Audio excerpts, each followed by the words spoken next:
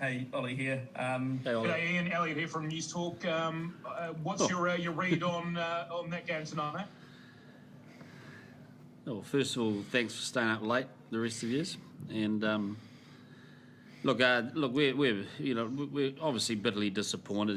To lose any game at the end when you've got control of it is frustrating. But massive arm wrestle, really. I thought the South Africans played superb. They came with a lot of attitude. They carried hard. They moved us around and really challenged us in many ways. And there was, particularly that third quarter, I thought they had a really strong third quarter and got us a bit flustered. But I just loved the way we hung in there. And again, we found a way. We did some nice things. We took some great opportunities early in the game for some nice tries and got ourselves back into a winning position, but then lacked a little bit of discipline in that last 2 minutes. But that's what big tests are about. So credit to them, and it just shows we've got a little bit of learning to do. But intensely proud of a campaign that I think we've taken one big step forward, but we've got a few more to take.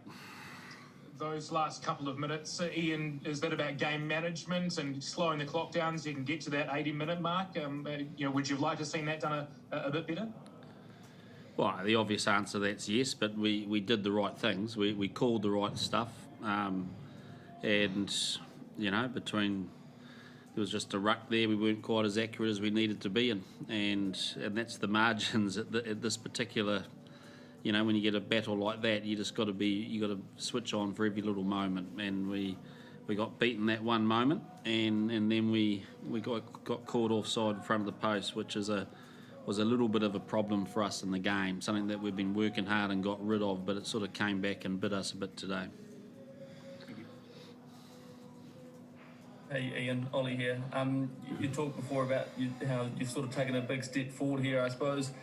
How beneficial has, I suppose, the manner in which you guys have won the rugby championship, 5 weeks on the road, lockdown sort of here and there. How beneficial do you think that will be for your group going forward? Oh, look, I've got no doubt that we've grown considerably. I'm very, very proud of the way the guys have handled the last 5 to 6 weeks.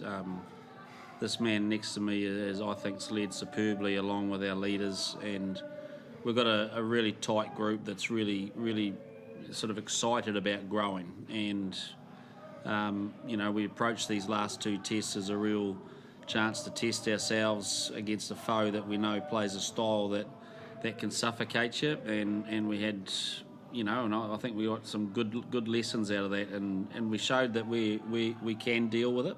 But we also showed that we need to deal with it for longer periods in a game. So overall, it's a good step for us. It's been a great championship, and now we're going to have a little bit of a break, unfortunately in Australia rather than New Zealand, and then get ready for the Northern Hemisphere side.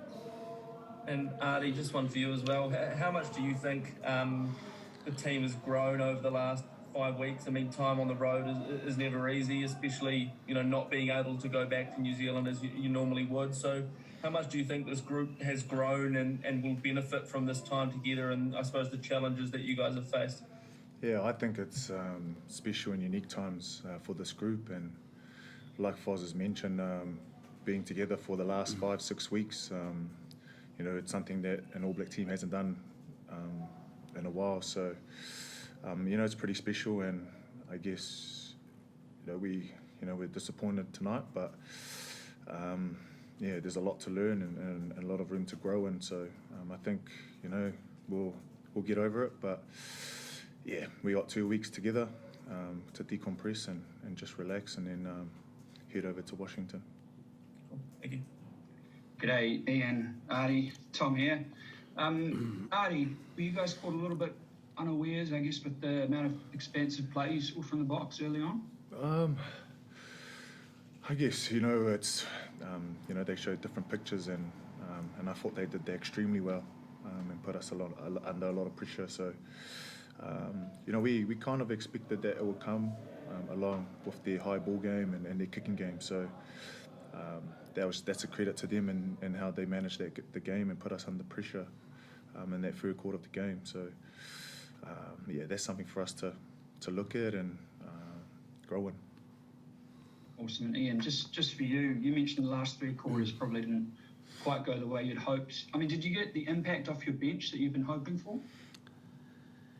Yeah, I think we did. It was a different sort of impact, different situation they came in. You know, I thought we finished the first half in quite a strong position, and I think the problem solving on the park was really, really good. The third quarter we just muddled around a little bit. They tried to really come at us through their set piece, and I thought we hung pretty tough in that space. But in that last quarter, we perhaps struggled to play with the ball in their half, and that was the area that I thought we got a little bit frustrated and didn't have quite the direction that we needed to. So we'll go and have a look at that. But mate, there's no blame at all on a bench. In fact, it was a tough old game, and the South Africans threw everything at us and probably played their best game in many ways, and turned it into one of those traditional games we've had over the last 3 or 4 years, but a lot of them seem to go down to the last few minutes. Great, thank you guys. Tough luck. Couple more questions. Artie, Jamie here. Yeah, hard luck. Just a word on the refereeing. It seemed like some of the decision making out there, especially around the tackler releasing the ball carrier, seemed to be a bit frustrating. What was your take on that? Yeah, mate, I have my own opinion, but I know it's the ref's call at the end of the day, and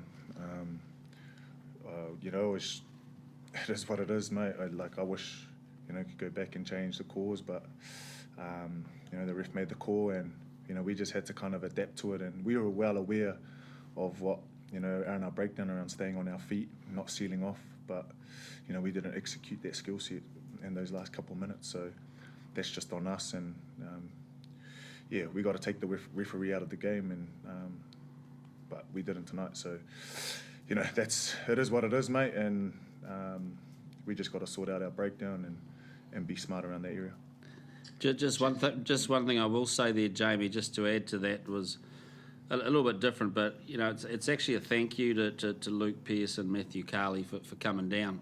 I think it's having a couple of Northern Hemisphere referees down here has been important for the integrity of the tournament, and they've I know it's their job, but they've still said yes to the option to come down here, and again they've been living in isolation as well. So I think they deserve a bit of a thanks, and I think it's good for us because we've had a year and a half not been ref by Northern Hemisphere referees, and so I think the experience will be good for us. Thank you. Couple more questions and then we'll throw to the journalist in the room here. Team, thank you. Ian, Arlene Leeton from Cape Town here. Just on the back-to-back tests versus South Africa, how beneficial do you think they were for your team after just playing Australia, Argentina, and mostly running away with the games in 2020? And do you feel there's scope for more back-to-back tests versus teams like South Africa and then Australia as well? Well, I don't want to talk too much about the future. I mean, the Rugby Championship, I think, schedule's pretty well set for the next few years, and I think they are going back to having 2 tests in a row against an opponent. So I think that's what it's going to be anyway, which is I like it. I think it's a good spectacle for the public. I think we said before the first test against South Africa, we just loved playing them, and we missed not playing them last year, and so it was great having them here for this tournament, and we just sort of the last 2 weeks have shown the sort of games that we can have, particularly tonight, and I think that's it was a great spectacle. There was plenty of options, and another nail biter, unfortunately, for us coaches.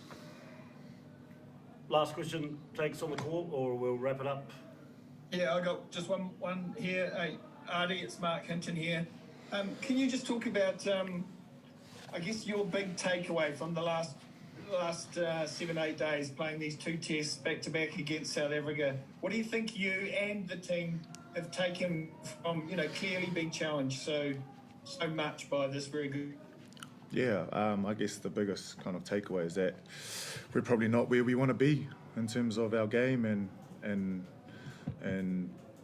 terms of our game and where we want to be and how we want to play the game. So Africa showed that and put us under pressure. So I guess the biggest learning is working on the areas that we need to grow in and to move forward. Thanks, Mark. We'll wrap it up there for the Zoom. Just got a quick couple of questions. Yeah. Just in terms of the duration of this tour, it's been kind of like the same as a World Cup. Matches week after week, tough, high caliber stuff. How do you think it sets up? I mean, are you looking forward to the next version in 2023? Does this set you up well for that? I know there's a lot in between, but it must be a good sort of benchmark. Yeah, look, it is what it is. I think when you, have we learned anything that'll hold us instead for 2023? Yep, I think so. We've spent good time together. We've learned how to manage the ups and downs of different schedules, different travel routines that we normally have. So, we've become, we've had to adapt and adjust, and often you get that at World Cups. But the thing with us is that, I mean, we've got an eye on that, but it's only one eye, and the thing I love about the international game is that you can't really look too far forward than what's happening next week. And, we just love the moment. We're trying to take steps in growth of our game, and I think if you look at the last 4 to 5 months, we've made some good steps, and so now we're looking forward to going on a Northern Hemisphere tour where we're going to play some different teams again that we haven't played for a couple of years, their style. And so, some great learning moments, but at the same time with us, we want to go out there and win. And one way to get ready for a World Cup is to build confidence through building your game and winning big games. So that's where tonight will be gold for us. Did clinching it last week take anything at all out of tonight's performance, do you think? The what, sorry? Did clinching the title last week take anything at all out of tonight? Nah, look, no excuses whatsoever in that regard. I think we, I think that was at this media conference last week, I sort of said, how special it would be for this team to go and get 6 out of 6 and chase a Grand Slam, and we were excited by that, weren't we? And when I say excited, it was something that we really targeted. So, we really wanted that game tonight, and so did South Africa, and that's what I love about test matches. They're supposed to test you to the nth degree, and we did, and they came out on the right side, so good on them. Thank you. Thanks, everyone. Thanks, Forty. Thank you. Team. Thanks, guys. Thanks, New Zealand. Thank you. Speak well.